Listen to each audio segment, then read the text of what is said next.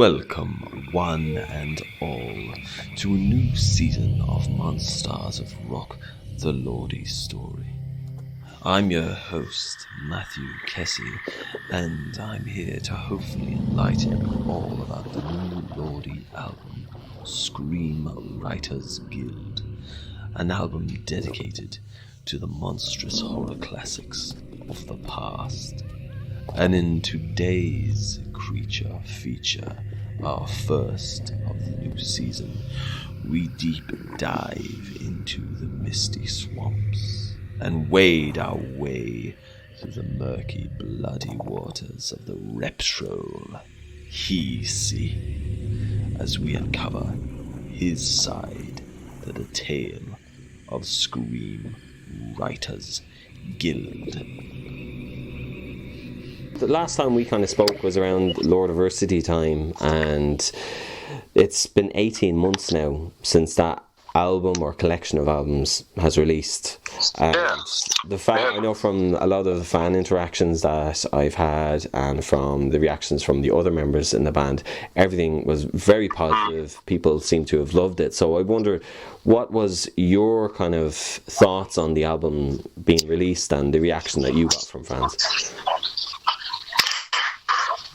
Yeah, it was positive, and of course, and it was so great time because there's lots of things going on and so long time.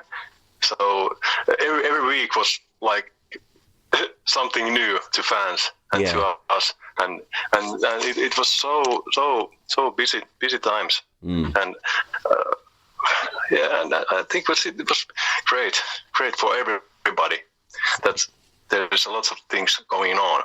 Yeah, it is such a busy time for you guys, because you had obviously so many different singles coming out, lots of music videos, and then you had the tours as well, which were postponed and delayed and all that. But it was I think it was a very positive thing for the band, and I think it's actually taken a positive effect on the music of Lordi moving forward.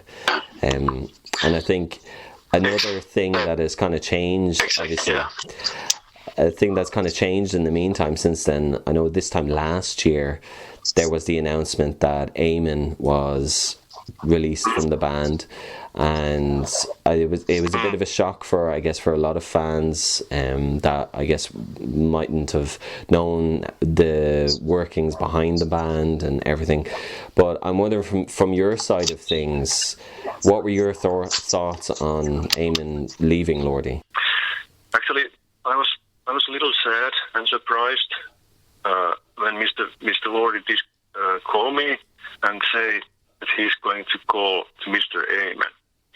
And it was, I think I feel a little sad for that, and especially after that when Mr. Lordi called me back and say that we don't have a guitar player at the band at the moment, and I was okay.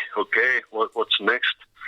And then whole band talks together, and there was lots of talks, and but maybe that's why it's a little sad and surprised me, because I didn't saw Mr. Eamon's mean or bad side. Okay. Because I was the new guy there, and we didn't have that much time to spend together, and COVID and that kind of thing. So it was. I like him, but I don't know. Strange. Yeah, and I think for a lot of fans, obviously, it was a very big surprise too, given that he had been in the band for so long, and yes. He obviously had been a very big influence on the sound of Lordi. But with him leaving, there was a new arrival, obviously, to Lordi in the form of Kone. And Kone, I think, has been, from everything that I've seen from fans, everything like that, he's been an absolutely phenomenal addition to the band musically. He's an amazing guy. And how did you meet him first? Did you know of him before he came to the band or anything?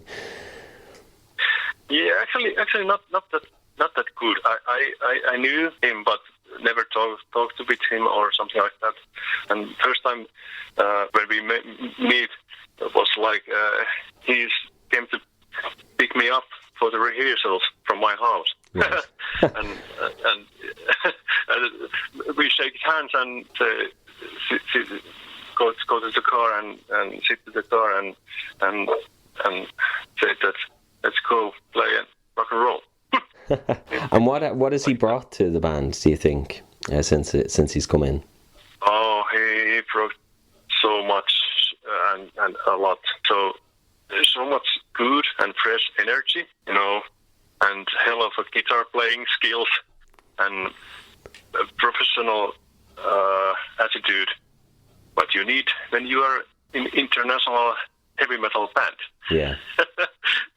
then you need lots of attitude. I think the first time, I guess, a lot of fans would have heard Kone was obviously either live, playing through all of the kind of the Lordi classic songs and everything during the Get Heavy times. And the first time we get to hear him on an album is this new album coming out, obviously, SCREEM WRITERS GUILD. And the recording of this album took place quite a while ago, like this time last year nearly. Can you remember anything from the album being recorded? I know it's quite a while back when you were recording it.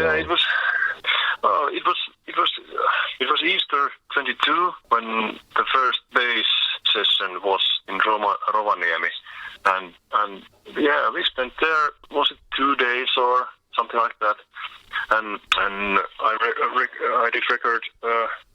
Was it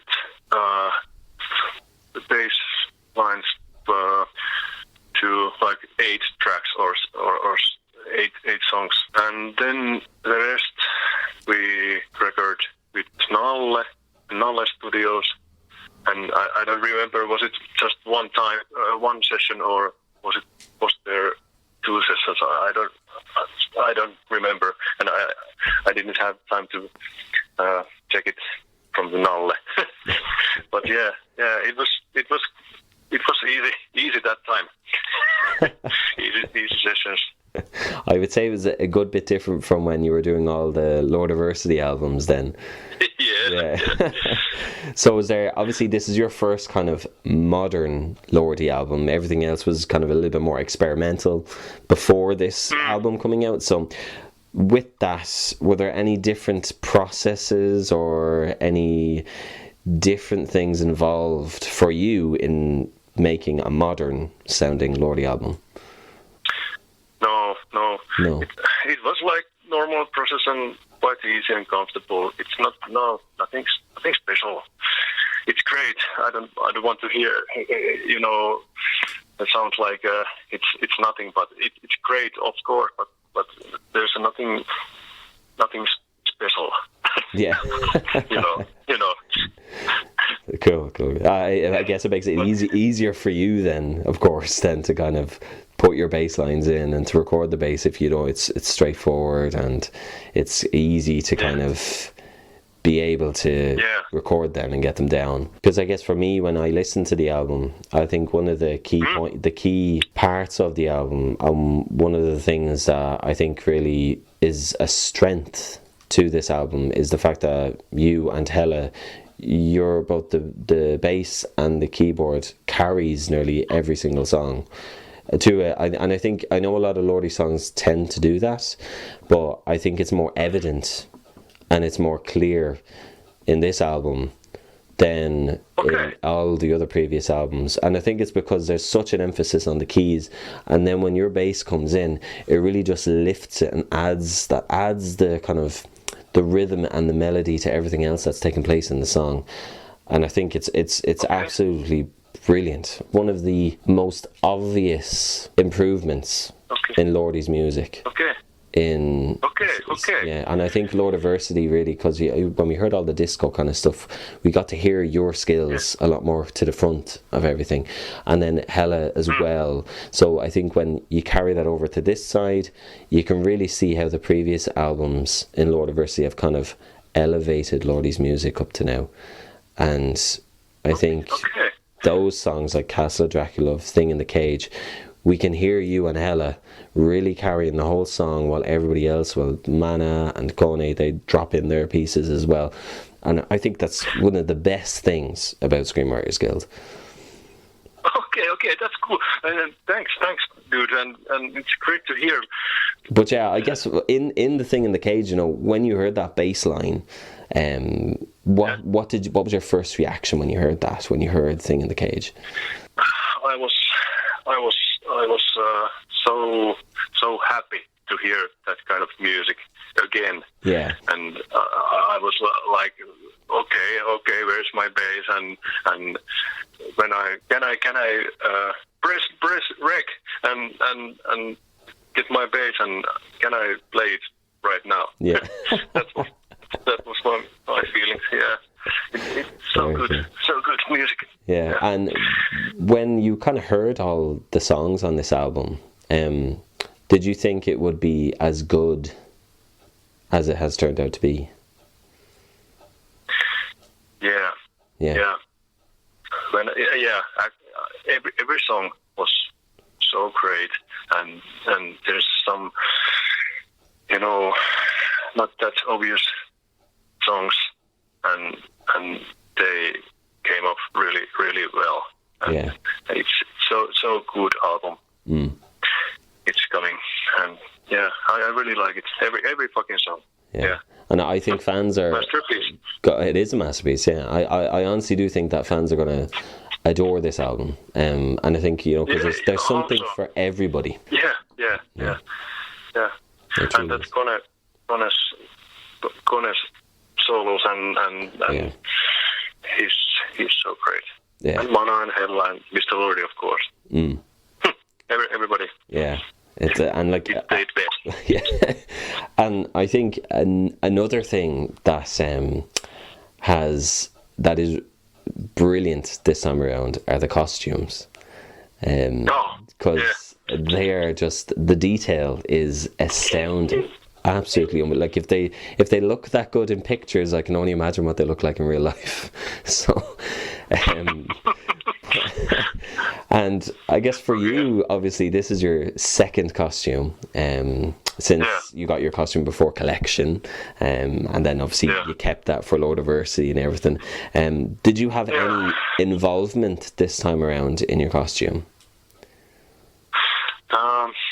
This time I did actually one extra visit to Mr. Lordi's workroom, because Jessica needs to measure my head and face again. Nice. Because the old one was a little big to me. Okay. And now the jawline is more smaller, as you can see. Yeah. This time I saw everything from beginning to the end. Right. Okay. Because it was there already, some parts of it, and then I came to home, and then I visited again the workroom, because there was a lot of parts in my costume that they need to set it straight on me, you know. Right. So I have to be there when they glued it to me. Oh, okay. So yeah. Okay. Cool. But still, it's a little surprised always when I see it at the photo session, you know, because painting and last details but yeah, because of last details like painting or hair or something like that, little things are only in the photo sessions. Okay. Yeah. And I guess for you this time around, obviously it wasn't a secret, because I know when you seen your first costume, they put the costume on you first, and then you seen yourself in the mirror this time around. So I guess for you, obviously the experience is different this time. But what do you like about your new costume? I really like it. It's super cool. Lots of details, like you said, and Mr. Lordi and Jessica did their best at this time. I can guarantee that. And now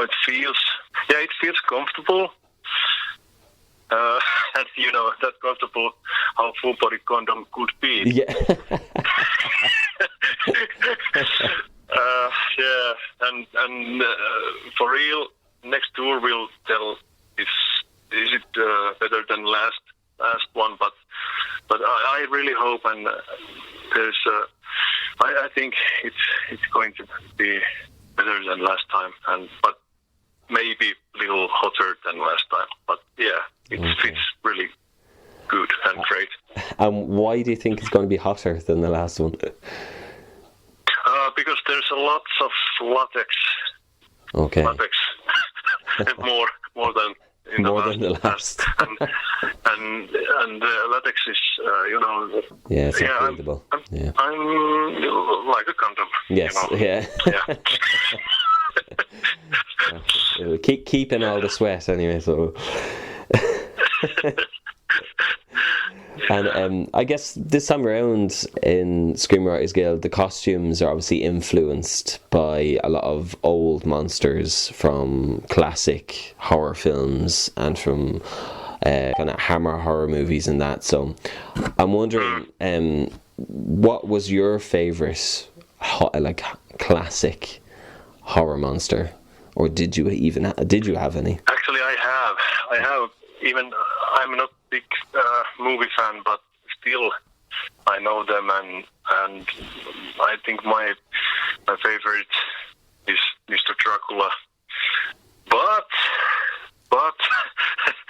because of the duty, and when I look at the mirror, I need to say the Gillman. Yeah, it's my favorite monster. You kind of need to say that now, don't you?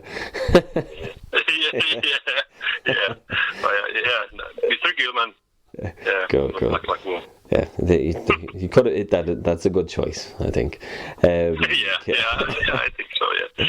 And I guess my case, yeah. The first time I guess people are going to see you kind of in motion is in the new music video for Dead Again Jane. And that obviously will be coming out at the end of March. So at the moment, while we're speaking, I know Mr. Lordi is kind of editing it and he's working on it. So the final product isn't finished yet. But I was wondering, how was the recording of the music video for you? What was the experience like compared to the other music videos you've been involved with? Oh, it was great and it was fun, but the day was so long, like 40, 50 hours. Whoa, and okay. Yeah, it's so long, and you have your costume on almost all the time, and a lot of waiting, but still fun. And this time I didn't drink any Koskenkorvan. And that was great as well. Yeah. Okay. You know the story? Yes, I do. Okay. Yeah. I'm so embarrassed. Still. Fucking hell, that is a long time to be in your costume. 40, 50 Yeah. Jesus, that is a long time. Whew. Yeah. But it was great, and the spirit there was quite good, and it's Ralph was there, and it's always great to see him. Yeah, he's really cool dude. Yeah. And I guess that moving forward now, we're not too long away from the Sabaton tour. I think we're about a month away at this moment in time from when you guys will be touring with Sabaton and Baby Metal, and obviously this new era of Lordi is about to begin in 2 weeks' time. So I really want to know from your side of things, what are you most excited about for the near future? I think I'm so excited about playing gigs and playing those gigs in the big venues. Yeah. and of course the fans. It's so great to get there and see you guys. I really love that. Yeah. And I think people are going to be so excited to see you guys in a stadium as well, because these venues are so big, like Wembley Arena, and then you've got Motorpoint Arena in Cardiff and everything. These massive venues that can fit thousands of people. So I guess kind of finishing off nearly, I asked fans there recently to kind of give in some questions to ask you. So I've got 3 fan questions that fans have sent me in on Instagram. So the first one is from Sebastia.nr, and they want to know what kind of amps and setups do you tend to use live or even in the studio? Okay. This is good question. I used to have old Amberg STV bass head. It was like in Kilek tour, but then our guitar tech Mehtis said his back hurts that much. Something have to change, and then I had 2 new bass heads for this Lordiversity tour, and they are Dark Class Alpha Omega 900, and that's the main bass head, and then there's a spare one. It's Alpha Omega 500, and then I have Amberg 8 to 10 gap there, and that's my bass gear. Cool. At the moment. Cool. Yeah. I have no idea what any of them are. Okay. Dark Class is made in Finland, bass gear, and it's high class. Okay. Really good shit. Yeah. Cool. I really love them, and they are so light. So, but if we need to fly, then I have pedal board, and there I have Dark Class Alpha Omega distortion pedal, and Dark Class compression pedal, and tuner, and that's it. And all they are always on. Right. Like I don't have to push any buttons, and it's so simple. Cool. At the moment. Cool. Yeah. That's what you want. You want it to be simple. But the next question I have is from JSM Yannick Schmacke, and they want to know, in your opinion, what have you added to the sound and style of Lordi after 9 albums now? Oh, this is hard. Yeah, it is a hard question. But if I have to answer, I think it's maybe a little groove and some flexibility or something like that. Yeah. I don't know. I never thought about it. I just play and try to do my best. Of course. I think groove is the right answer, because I do think that myself now. Okay. The last question I have then is from Ristan and Toipi, and they want to know, what's your favorite song to play live? Oh, this is hard as well.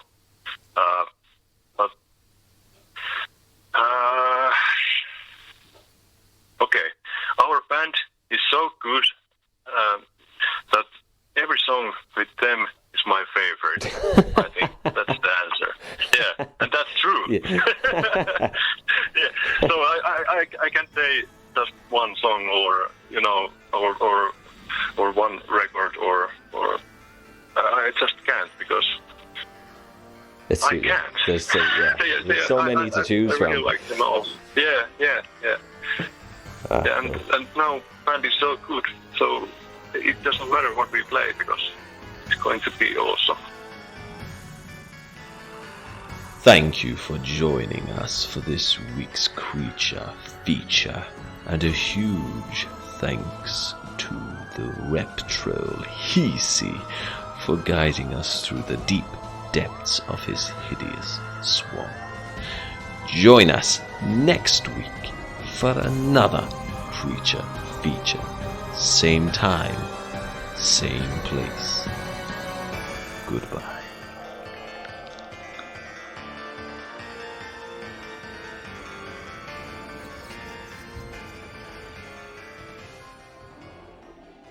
Monsters of Rock, the Lordi story is a true metal podcast production. The show is presented, produced and written by Matthew Kessie. Head to True Metal Pod's social channels to keep up to date with the production.